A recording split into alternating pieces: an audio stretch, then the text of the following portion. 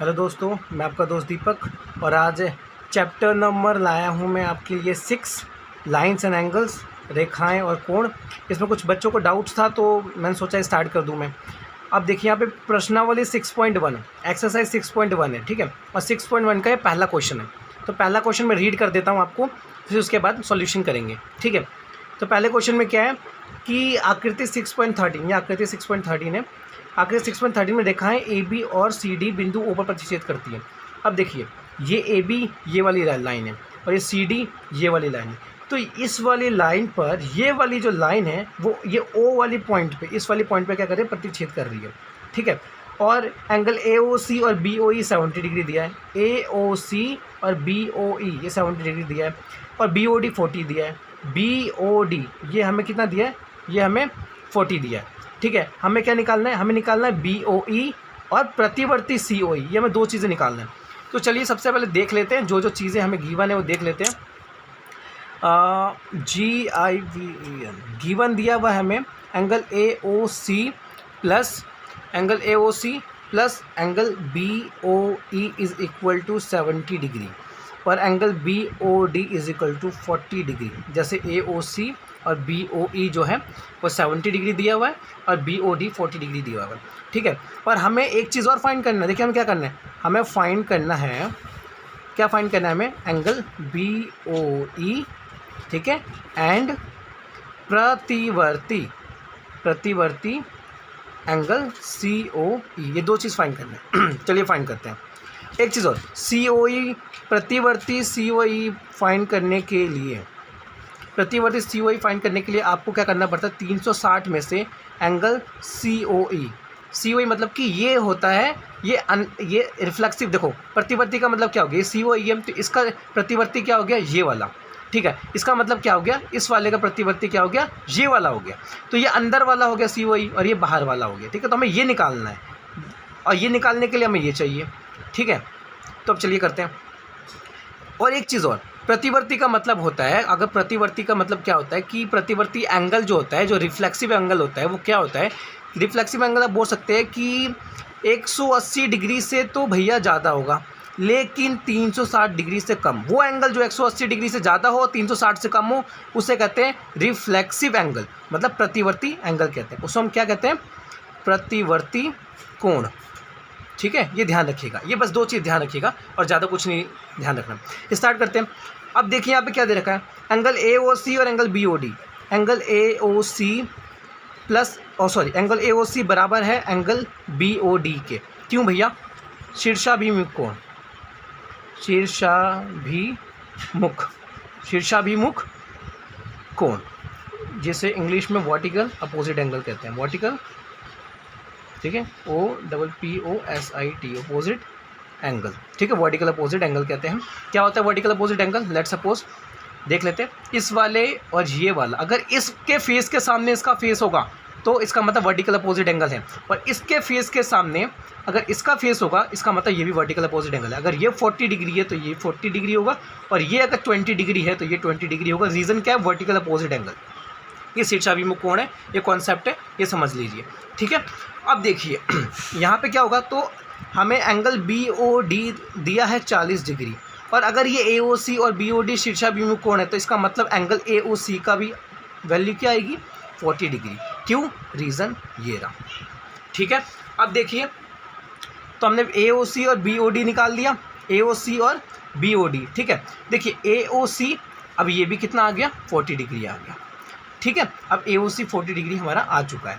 अब हमें क्या चाहिए, लेकिन हमें चाहिए बी ओ ई, हमें क्या चाहिए, हमें चाहिए बी ओ ई, हमें ये वाला एंगल चाहिए, ठीक है। अब मैंने क्या बोला, देखिए मैं आपको एक क्वेश्चन दिखाता हूँ। अब देखिए मैं आपको कुछ दिखाता हूँ, एंगल 1 बराबर एंगल 4 था, मतलब मैंने एंगल में डिवाइड कर रखा था, ठीक है। तो अब यहाँ पे क्या हो गया, यहाँ हमने निकाल लिया बी ओ ई, हमने अभी ए ओ सी निकाला हुआ है। हमने क्या निकाला है, अभी हमने ए ओ सी निकाला है। देखो हमने क्या करा, ए ओ सी निकाल लिया हमने। अब ए ओ सी के ही बेस पे हम क्या निकालेंगे, ए ओ सी के बेस पे हम क्या निकालेंगे, बी ओ ई।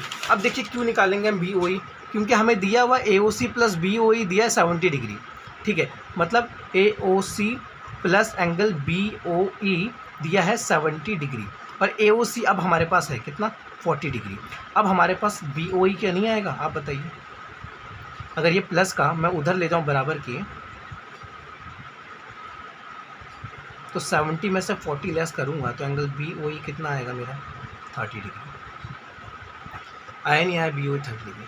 और ये AOC प्लस BOE क्या है, मुझे गिवन था ये क्वेश्चन में, बस मैंने AOC की जगह 40 रखा है, BOE की जगह BOE रखा है, और 70 का 70, तो यहाँ BOE की वैल्यू आ गई। तो VOE तो आ गई हमारी, ये वाली तो आ गई हमारी। अब हमें चाहिए प्रतिवर्ती COE। और ध्यान रखिएगा, प्रतिवर्ती COE के लिए आपको पहले अंदर का COE चाहिए, मतलब इंटीरियर COE चाहिए, तब एक्सटीरियर आपका निकल जाएगा। अब COE के लिए देखिए क्या करना है। अब हमें पता है, देखिए अब हमें पता है कि AOB क्या है, एक सरल रेखा है, एक सरल रेखा है, ठीक है। अगर एक सरल रेखा है मतलब AOB क्या होगा, 180 डिग्री होगा। क्यों होगा AOB 180 डिग्री, अगर कोई भी एक लाइन एक सरल रेखा होती है मतलब 180 डिग्री, मतलब ये 180 डिग्री है। सरल रेखा का मतलब होता है रेखिक योग, ठीक है। अगर एक line AOB, let's suppose, sorry by mistake, अगर एक सरल रेखा है कोई भी, ठीक है, और मैंने मान लिया इसको A ये रहा, ये O ये B, तो ये 180 डिग्री के बनाई कि सरल रेखा 180 डिग्री का कोण बनाती है, उस और 180 डिग्री को हम रेखिक युग्म कहते हैं, जिसे हम लीनियर LINEAR लीनियर पेयर कहते हैं, जिसे हम क्या कहते हैं, लीनियर पेयर कहते हैं। ध्यान रखिएगा, सरल रेखा 180 डिग्री कोण बनाता है।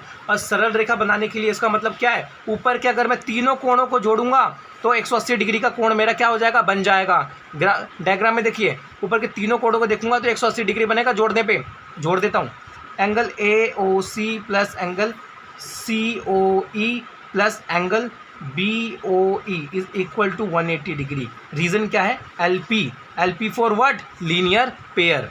अब देख लीजिए, AOC की वैल्यू मेरे पास 40 है, COE की वैल्यू मेरे पास 30 है, बट एंगल BOE की वैल्यू तो मेरे पास है ही नहीं, बट सब मिला के 180 डिग्री है। I mean to say that COE की वैल्यू है मेरे पास, बट BOE की वैल्यू है, बट COE की वैल्यू नहीं है मेरे पास, ठीक है। COE ये वाला नहीं है मेरे पास। तो देखिए क्या हो गया, 70 प्लस इन दोनों को जोड़ने में 70 आया, plus angle COE is equal to 180 degree. तो यहाँ पे COE की वैल्यू क्या आएगी, 180 minus 70 degree is equal to what, यहाँ देख सकते हैं आप, एंगल COE कितना आ जाएगा, 110 डिग्री, ठीक है। अब प्रतिवर्ती निकालनी है हमें प्रतिवर्ती निकालनी है। और प्रतिवर्ती का फॉर्मूला मैं ऑलरेडी आपको बता चुका हूँ क्या होता है। प्रतिवर्ती निकालने के लिए क्या होता है, प्रतिवर्ती आपको COE चाहिए, उसके लिए क्या करना पड़ेगा आपको, 360 में से COE माइनस करना है आपको। तो 360 में से जब आप COE माइनस करेंगे तो आपका आंसर आ जाएगा। मतलब आंसर क्या आएगा, 360 में से अगर आप माइनस करते हैं, मैं यहाँ पे आपको ऊपर करके दिखाता हूँ। अगर मैं 360 में से 110 माइनस करता हूँ, क्या है एंगल COE के लिए, तो यहाँ पे 360 में से 110 करेंगे तो 250 आ जाएगा। और ये जो 250 है ये आपका COE प्रतिवर्ती है। COE क्या है, COE प्रतिवर्ती है, ठीक है। COE प्रतिवर्ती है, मतलब COE निकालने के लिए 360 में से 110 अगर माइनस करेंगे तो 250 आएगा। और ये 250 क्या है, COE प्रतिवर्ती है, ठीक है। तो ये आपका आंसर आ चुका है। एक बार आप पूरा देख लीजिए अच्छे से, ठीक है। और अगर आपको कोई भी डाउट हो इसमें तो मुझे आप बता दीजिएगा, कोई भी डाउट हो, अगर इसमें कोई भी डाउट हो तो आप मुझे बता दीजिएगा। देख लीजिए आप अच्छे से, ठीक है। कोई भी अगर डाउट हो मुझे बता दीजिएगा। मैं बार बार इसलिए बोल रहा हूँ ताकि आपको कोई भी प्रॉब्लम ना आए इस क्वेश्चन में। कोशिश करिए छोटे से छोटे पॉइंट को बताने के लिए। अगर आपको नहीं समझ में आया तो आप दोबारा मुझे कमेंट कर सकते हैं, मैं दोबारा बता दूंगा, ठीक है। अब प्लीज़ मेरे चैनल को सब्सक्राइब कीजिए और लाइक कीजिए, जिससे मेरा भी थोड़ा कॉन्फिडेंस बूस्ट होगा। Thank you so much. अगर आपको समझ में आया तो थैंक यू सो मच।